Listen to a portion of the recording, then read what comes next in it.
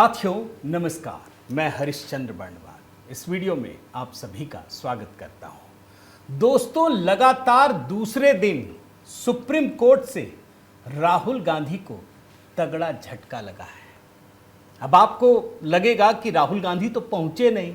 राहुल गांधी कहीं नहीं पहुंचते दोस्तों, उनका इकोसिस्टम पहुंचता है, उनके वकील पहुंचते हैं और वो पूरा का पूरा इंडिया अलायंस सुप्रीम कोर्ट पहुंचता है। और आप देखिए, पिछले कुछ महीनों से राहुल गांधी जो नैरेटिव इस देश में नहीं बल्कि पूरी दुनिया में फैला रहे थे, सुप्रीम कोर्ट में कितना करारा झटका लगा है। लगातार दूसरे दिन लगा है, कल भी लगे झटके और आज भी लगे। 6 झटके लगे हैं दोस्तों। मैं आपको ये 6 झटके बताना चाहता हूं। वो तो इसी चुनावी प्रक्रिया पर ही एटम बम फोड़ रहे थे ना, चुनाव आयोग पर। चुनाव आयोग ने गर्दा कर दिया दोस्तों।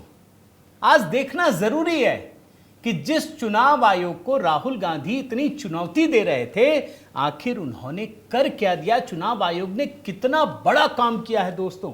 और सुप्रीम कोर्ट का जो ऑब्जर्वेशन है ना, वो इसलिए भी जानना चाहिए ताकि हम सबको पता चले कि इस देश की लोकतांत्रिक प्रक्रिया कितनी मजबूत है। प्रधानमंत्री मोदी की विश्वसनीयता को कोई नहीं हिला सकता।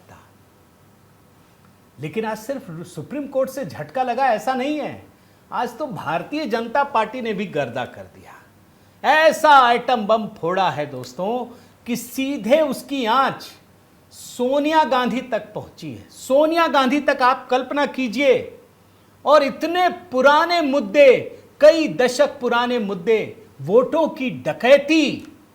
तो आज के वीडियो में बहुत बड़ा अपडेट दोस्तों, जो सुप्रीम कोर्ट से आज राहुल गांधी और पूरे इकोसिस्टम को झटका लगा है। तब आप कहेंगे कि ये आखिर शपथ पत्र देते क्यों नहीं है। बोलते तो हैं, देते कुछ नहीं है। मैं चाहता हूं दोस्तों कि आज कमेंट करके अपनी बात जरूर रखिएगा। और हाँ दोस्तों, परसों हमारा राष्ट्रीय उत्सव है 15 अगस्त का। मैंने जो गीत तैयार किया है दोस्तों, आपके बहुत सारे कमेंट मिले। ये गीत मेरा देश मेरी जान मैंने खुद लिखा है दोस्तों, और सुष्मिता जी की आवाज़ में है। ज़रूर देखिएगा, कमेंट कीजिएगा, बताइएगा कैसा लगा। आइए शुरू करते हैं दोस्तों। सबसे पहले तो शुरुआत ही राहुल गांधी से करता हूं दोस्तों। ज़रूरी है, बहुत एटम बम फोड़ रहे थे। जरा एटम बम की कुछ झलकियां तो देखना चाहिए ना। एक बयान सुनाता हूं। अपना ही इन्वेस्टिगेशन करवाया, उसमें 6 महीने लगे और जो हमें मिला है वो एटम बम है। मतलब एटम बम है, फटेगा तो आप इलेक्शन कमीशन आपको देखेगा नहीं हिंदुस्तान में। एटम बम फोड़ रहे थे, अब देखते जाइए कैसे फूटता है। इनका तो गुब्बारा ही था, बुलबुला था, फूट गया। लेकिन असल एटम बम तो सुप्रीम कोर्ट में फूटा है। मैं सबसे पहले बता दूं दोस्तों, सुप्रीम कोर्ट में लगातार दूसरे दिन तक सुनवाई चली है। 2 जस्टिस हैं, जस्टिस सूर्यकांत और जस्टिस जॉय मौल्य बागची की पीठ बैठी हुई थी। और याचिकाकर्ताओं की तरफ से जो पूरा का पूरा राहुल गांधी का इकोसिस्टम है, वकीलों के नाम सुनिए। अभिषेक मनु सिंघवी, इनके सबसे बड़े नेता, कपिल सिब्बल, प्रशांत भूषण, योगेंद्र यादव, तमाम बड़े बड़े लोगों की फौज। और दूसरी तरफ चुनाव आयोग की तरफ से पेश हुए वकील राकेश द्विवेदी। मैं तो आज ही का सबसे बड़ा झटका आपको दिखा देता हूं। गजब का झटका है दोस्तों। हेडलाइन पढ़ लीजिए। वोटर फ्रेंडली है बिहार का सर। ये लोग तो पूरे के पूरे स्पेशल इंटेंसिव रिवीजन को ही चुनौती दे रहे थे। बोल रहे थे कि ये खत्म कीजिए, ये मतदाता विरोधी हैं। आज सुप्रीम कोर्ट ने इतना बड़ा बयान दिया दोस्तों, सुनवाई के दौरान एकदम क्रिस्टल क्लियर कर दिया। जैसे कहते हैं ना, आईने की तरह साफ कर देना। आज जस्टिस बागची ने याचिकाकर्ताओं के वकील से यह कहा कि निर्वाचन आयोग का दस्तावेज जांच अभियान मतदाता विरोधी नहीं है। यह बहुत बड़ी खबर है दोस्तों, इस बात को समझिए। वोटर फ्रेंडली है बिहार का सर का मतलब स्पेशल इंटेंसिव रिवीजन। अब आप कल्पना कीजिए दोस्तों, बिहार में जो कुछ हो रहा है उसके बारे में कह क्या रहे थे और हुआ क्या। सुप्रीम कोर्ट की यह टिप्पणी सभी लोगों के मुंह पर तमाचा है। ये एक एटम बम की तरह है। जिस एटम बम की बात राहुल गांधी कह रहे थे, ये कंक्लूडिंग रिमार्क्स मानकर चलिए। क्या नतीजे आएंगे आप कल्पना कीजिए, आप आसानी से समझ सकते हैं। लेकिन ये तय हो गया दोस्तों कि जो नैरेटिव ये लोग फैला रहे थे वो पूरा का पूरा झूठा है, और ये सबसे बड़ा झटका है। अब बात करते हैं दूसरे झटके की दोस्तों, लेकिन उससे पहले एक चीज बताना जरूरी है दोस्तों। जैसे ही सरकार में कुछ बदलाव आता है, ऐसे समय में लोग ट्रेडिंग से काफी अच्छे पैसे कमाते हैं, और उन्हीं की मदद करने के लिए ये शानदार ऐप है मार्केट वुल्फ। ये सेबी रजिस्टर्ड ऐप है दोस्तों, जो इंडिया में काफी तेजी से बढ़ रहा है। चलो देखते हैं इसे यूज कैसे करते हैं। मैंने यहां पिन डाल के लॉग इन कर लिया, बस फॉलो ट्रेंड पर क्लिक किया। ये आपको प्रॉफिटेबल ट्रेंड्स दिखाता है जो बाजार में चल रहे हैं, और आप एक ही क्लिक में फॉलो कर सकते हैं दोस्तों। आप यहां बहुत छोटी इन्वेस्टमेंट अमाउंट से भी ट्रेडिंग शुरू कर सकते हैं, जहां दूसरे ऐप्स पर आपको 3 गुना ज्यादा पैसे चाहिए होते हैं इन्वेस्टमेंट करने के लिए। इसमें इनबिल्ट स्टॉप लॉस फीचर भी है जो आपको नुकसान से बचाता है। जैसे ही ट्रेड एक लॉस लेवल तक पहुंचता है, ये खुद स्टॉप लगा देता है ताकि आपका ज्यादा नुकसान ना हो। और इनका ब्रोकरेज भी दोस्तों इंडस्ट्री में one of the lowest brokerage है। देखिए प्रॉफिट ट्रेंड के हिसाब से मूव कर रहा था। मैंने स्टॉप ट्रेड क्लिक किया और बस 1306 रुपये का प्रॉफिट बुक हो गया इतने कम समय में। इस पूरी फैसिलिटी को आप सिर्फ 99 के लाइफ टाइम फी में यूज कर सकते हैं। मार्केट वुल्फ ऐप आपको फ्री रिकमेंडेशंस भी देता है। ये देखिए, लोगों ने 28 तारीख को एक ही दिन में 11,850, जून में 70,468 और जुलाई में 59,696 का प्रॉफिट बुक किया। और इस प्रॉफिट पे मार्केट वुल्फ का कोई कमीशन नहीं लगता। मार्केट वुल्फ ऐप के 2 मिलियन प्लस डाउनलोड ऑलरेडी हो चुके हैं। तो देर किस बात की, लिंक डिस्क्रिप्शन में दिया है दोस्तों, और कमेंट में भी पिन किया है। Go and check out Market Wolf अभी। तो दोस्तों खुद पर भी विश्वास करके, थोड़ा रिसर्च करके ऐप में जरूर जाइएगा, आपको मदद मिलेगी। आइए अब सुप्रीम कोर्ट की तरफ से मिले हुए दूसरे झटके की बात करते हैं। बड़ी कहानी है। आप जानते हैं सुप्रीम कोर्ट और बाहर में इन लोगों ने क्या नैरेटिव गढ़ने की कोशिश की कि बाहर कर दिया गया मृतक लोगों को। लाखों लोग हैं, 60 लाख लोगों को बाहर कर दिया गया। भैया सुप्रीम कोर्ट में तो तर्क ही देना पड़ेगा और कुछ नहीं चलेगा। बाहर तो आप नैरेटिव बना सकते हैं ना, कुछ भी बोल सकते हैं, कुछ भी कर सकते हैं, आपको छूट है। लेकिन सुप्रीम कोर्ट में तो तर्क ही देना पड़ेगा। अब देखिए बिहार में जो ये अभियान चल रहा है दोस्तों, इस पर सुनवाई करते हुए सुप्रीम कोर्ट ने क्या कहा।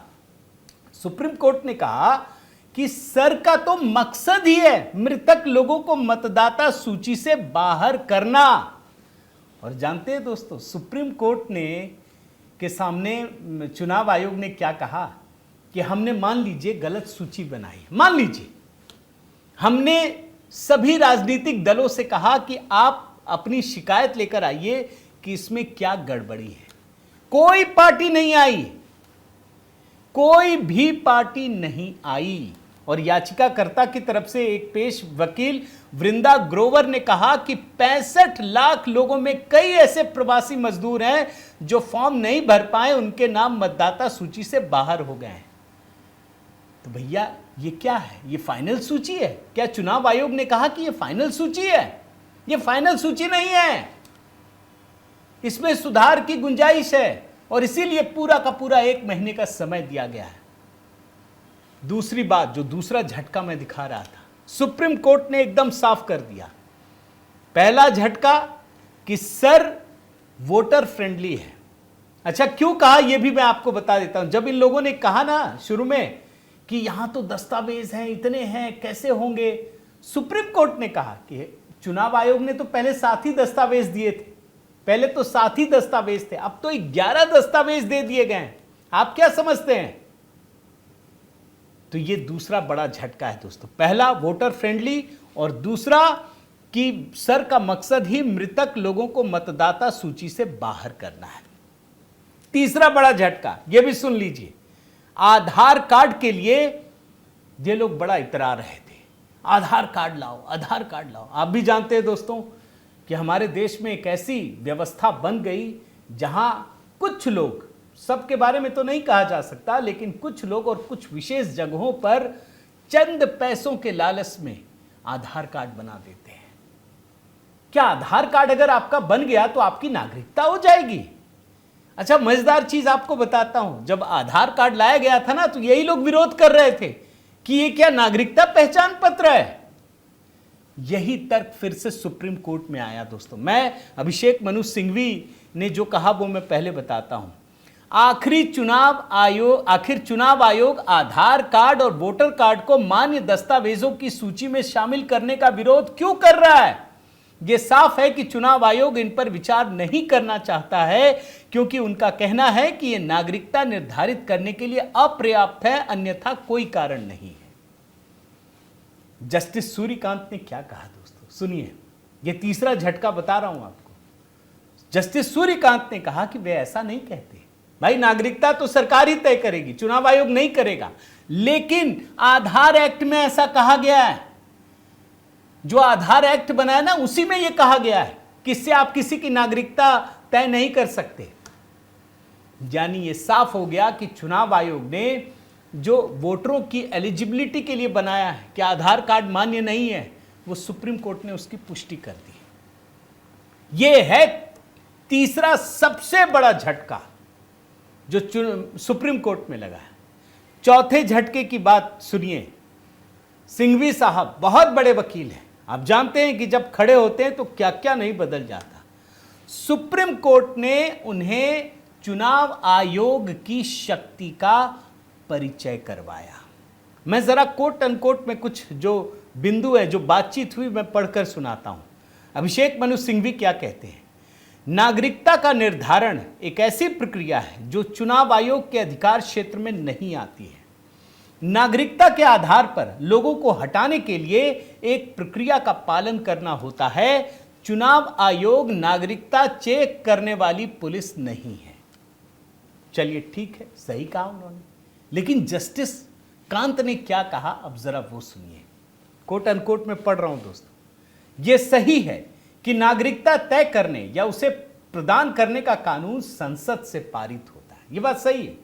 लेकिन नागरिकों को वोटर लिस्ट में शामिल करने और गैर नागरिकों को बाहर करने का अधिकार तो चुनाव आयोग के पास ही है। भाई ये ताकत मिली है, ये संवैधानिक शक्ति है। चुनाव आयोग एक संवैधानिक संस्था है। क्या यह बात अभिषेक मनु सिंघवी को समझ में नहीं आ रही थी? ये चौथा बड़ा झटका है दोस्तों। और आगे बढ़िए, पांचवा झटका। जानते क्या दलील दे रहे थे? जैसे बाहर बोलते हैं ना, लाखों लोग गायब हो गए, करोड़ों वोटर गायब हो गए, कुछ भी बोल दीजिए। भाई जनता को आप बेवकूफ बनाना चाहते हैं, बनाइए। जनता बनती नहीं है वैसे, ये तो बात सही है, लेकिन सुप्रीम कोर्ट में तो तर्क चलेगा। अब देखिए क्या बात हुई है। सिंघवी साहब ने दलील दी कि आप 5 करोड़ मतदाताओं जो 2003 के बाद की मतदाता सूची में है, उनकी नागरिकता का अनुमान लगाकर संदेह नहीं कर सकते। 5 करोड़ मतदाताओं की बात हो रही है कि आप 5 करोड़ मतदाताओं की नागरिकता पर अनुमान लगाकर संदेह नहीं कर सकते। अनुमान यह है कि वे नागरिक हैं जब तक कि कानून के अनुसार प्रक्रिया के माध्यम से अन्यथा स्थापित हो जाए। अगर आप 5 करोड़ लोगों को अमान्य घोषित करते हैं और उन्हें 2.5 महीने का समय देते हैं, 5 करोड़। उस समय जस्टिस कांत को यह बोलना पड़ा कि अगर 5 करोड़ मतदाताओं को अमान्य घोषित किया जाएगा तो हम तो हस्तक्षेप करेंगे भाई, हम तो हैं ही मौजूद इसके लिए। बल्कि सुप्रीम कोर्ट ने यह तक कहा है कि हम किसी भी स्टेज में जाकर इस पूरी प्रक्रिया को खारिज कर देंगे, लेकिन पहले गलत सिद्ध तो कीजिए। यह सुप्रीम कोर्ट ने कहा है। उसके बाद चुनाव आयोग ने जानते क्या कहा? चुनाव आयोग ने कहा कि ये सिर्फ आशंकाओं के आधार पर कह रहे हैं, इनके पास कुछ है नहीं, ये गुमराह कर रहे हैं। करोड़ों लोगों को कहां से कर दिया? चुनाव आयोग ने उच्चतम न्यायालय से कहा कि लगभग 6.5 करोड़ लोगों को बिहार एसआईआर के लिए कोई दस्तावेज दाखिल करने की आवश्यकता ही नहीं थी, क्योंकि उनका या उनके माता पिता का नाम 2003 की मतदाता सूची में था। और तब जाकर सुप्रीम कोर्ट ने कहा कि अगर कुल 7 करोड़ 90 लाख मतदाताओं में से करीब 7.25 करोड़ मतदाताओं ने जवाब दे दिया, तो फिर 1 करोड़ मतदाता कहां से गायब हो गए? सवाल पूछ लिया। ये लोग बोल रहे थे ना कि करोड़ों मतदाता बाहर हो गए। ये भी बहुत बड़ा झटका है दोस्तों। ये 5वां झटका है। छठा झटका वो भी देखिए। सुप्रीम कोर्ट में कल योगेंद्र यादव कुछ ऐसे लोगों को लेके चले गए, एक बुजुर्ग महिला को, जिसमें चुनाव आयोग की लिस्ट में वो मृत घोषित है और मतदाता सूची से नाम हटा दिया गया। अब चुनाव आयोग ने जानते क्या कहा कि भैया ये जो आप ड्रामा कर रहे हैं ये टीवी के लिए अच्छा है। बड़े लंबे चौड़े भाषण दिए। और कल मैं देख रहा था दोस्तों, जितने लेफ्ट लिबरल इकोसिस्टम के पत्रकार हैं, ये हैं वो हैं, पूरा योगेंद्र यादव हीरो बना दिया। अरे चुनाव आयोग ने साफ कहा भाई गलती की गुंजाइश है, ये तो चुनाव आयोग भी मान रहा है और ये बात सुप्रीम कोर्ट भी कह रहा है, वरना हम फाइनल लिस्ट नहीं निकाल देते। हमने क्यों ड्राफ्ट निकाला है और पब्लिश कर दिया कि अगर कुछ गड़बड़ी है तो आप ठीक कर दीजिए, गलती हो सकती है भाई, किसी से भी हो सकती है। तो चुनाव आयोग ने बिल्कुल लपेटे में ले लिया योगेंद्र यादव को कि ये आप ड्रामा मत कीजिए। तो ये भी एक बहुत बड़ा झटका था दोस्तों। तो 6 झटके लगे हैं। मैं तो कहता हूं इंतजार कीजिए, ये पूरा का पूरा दूध का दूध और पानी का पानी हो जाएगा। लेकिन एक कंक्लूजन मैं इसमें दे रहा हूं। अभी तो मैं सोनिया गांधी की खबर दिखाता हूं कि चुनाव आयोग ने जो काम किया है, अब ये सुप्रीम कोर्ट से पुष्टि हो भी जाए ना तो ये नहीं मानेंगे, क्योंकि ये पूरा सिस्टम संविधान को नहीं मानता, सुप्रीम कोर्ट को नहीं मानता, चुनाव आयोग को नहीं मानता। इनके फेवर में फैसला आएगा तो ये गदगद रहेंगे, वरना ये सबको खारिज कर देंगे। मगर सुप्रीम कोर्ट से इतर दोस्तों, आज भारतीय जनता पार्टी ने कमाल का काम किया। अभी मैंने आपको राहुल गांधी का बयान सुनाया था ना कि बम फोड़ेंगे, एटम बम। यहां लीजिए, भाजपा ने फोड़ दिया, पूरा दांव ही उल्टा पड़ गया। भारतीय जनता पार्टी के नेता अमित मालवीय ने क्या गजब का एक पुराना डेटा शेयर किया है दोस्तों, दशकों पुराना। इस डेटा में इंदिरा गांधी से लेकर गांधी परिवार के सभी सदस्यों के नाम हैं। आप जानते हैं इस डेटा में क्या है? सोनिया गांधी वोटर लिस्ट में उनका नाम है, और जिस समय नाम था उस समय वो भारत की नागरिक नहीं थी। कैसे वोटों की डकैती होती है, ये उदाहरण है। आपको मैं वो दिखाता हूं, इनका स्क्रीनशॉट आप देखिए। ये वोटर लिस्ट है दोस्तों, इलेक्टोरल रोल्स आप देख रहे हैं, 1980 का है। आप जानते हैं सोनिया गांधी की शादी कब हुई है राजीव गांधी के साथ? 1968 में। और 1980 में पहली बार इनका मतदाता सूची में नाम आया। यानी ये नागरिक थी ही नहीं, इटली की नागरिक थी। लेकिन गड़बड़ी ये नहीं है, गड़बड़ी ये है दोस्तों कि 1980 के वोटर लिस्ट में सोनिया गांधी का नाम है। आप देखिए इस लिस्ट में आपको 1 2 3 4, पहले इंदिरा, फिर राजीव, फिर संजय गांधी, फिर सोनिया गांधी, चौथे नंबर पर नाम है। और इनको नागरिकता मिली है जानते हैं कब? 1983 में।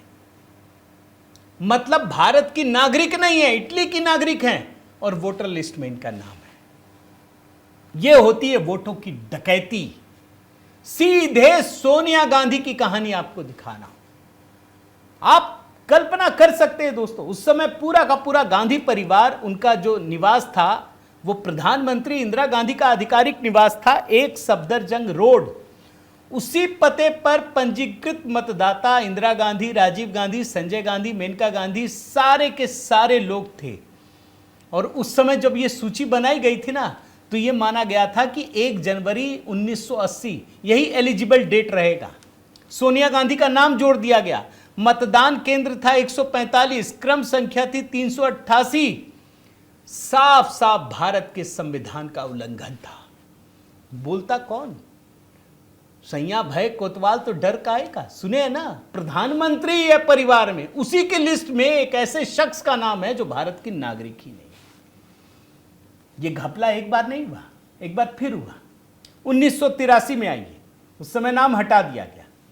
1983 में भी कानून का उल्लंघन किया गया। फिर सोनिया गांधी का नाम डाल दिया गया। उस समय जो एलिजिबल डेट था वो 1 जनवरी 1983 था। ध्यान से सुनिए, 1 जनवरी 1983 जो भारतीय नागरिक होगा उसकी सूची बननी थी। सोनिया गांधी भारत की नागरिक बनी है 30 अप्रैल 1983, 4 महीने बाद। लेकिन इनका नाम 1983 की भी सूची में था। यानी बिना इनकी नागरिकता की जांच किए दो बार मतदाता सूची में गड़बड़ी की गई। भारत के संविधान की धज्जियां उड़ा दी गई। यह है सच्चाई। इसीलिए राहुल गांधी शपथ पत्र पर लिखकर नहीं देते हैं, आपको बता दे रहा हूं।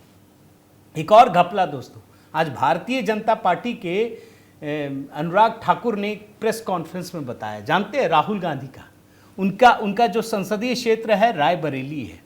उन्होंने दिखाया सबूत के साथ कि रायबरेली में एक मोहम्मद कैफ खान है, उनका 3 जगह पर वोटर में नाम है। बूथ नंबर 83, बूथ नंबर 151 और बूथ नंबर 218। एक ही आदमी का 3 बूथ में नाम है।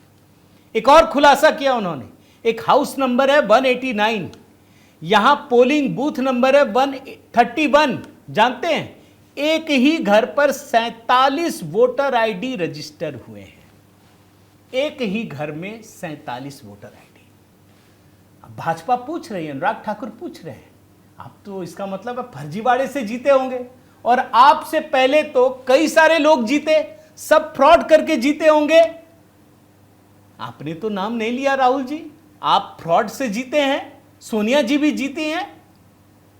तो आज तो गजब हुआ दोस्तों, इधर सुप्रीम कोर्ट में पिटाई और उधर भारतीय जनता पार्टी ने इतना बड़ा आइटम बम फोड़ दिया। मुझे तो लगता है कि अब भी थोड़ी सी भी शर्म बची होगी तो ये लोग इस मुद्दे पर चुनाव आयोग के साथ हो जाएंगे, लेकिन मुझे उम्मीद नहीं। आपको क्या लगता है दोस्तों, जरूर कमेंट करके बताइएगा। और आपको क्या लगता है सुप्रीम कोर्ट में क्या फैसला आएगा, ये भी मैं चाहता हूं दोस्तों, कमेंट करके बताइए। आपसे निवेदन है कि अगर आपने चैनल सब्सक्राइब नहीं किया है तो ज़रूर कीजिए, लाइक कीजिए, बेल आइकन दबाइए। और हाँ दोस्तों, HB मेलोडी जहां 15 अगस्त पर हमने जो गीत अपलोड किया है ज़रूर देखिएगा, बताइएगा कैसा लगा, आपके कमेंट का जवाब भी दूंगा। और आखिर में दोस्तों, मार्केट वुल्फ ऐप इंडिया में बड़ी ही तेजी से बढ़ रहा है और इसके 2 मिलियन प्लस डाउनलोड्स ऑलरेडी हो चुके हैं। तो इस ऐप के साथ अपनी ट्रेडिंग जर्नी शुरू कीजिए। लिंक मैंने डिस्क्रिप्शन और पिन्ड कमेंट में दिया है, बस क्लिक करके डाउनलोड करिए अभी।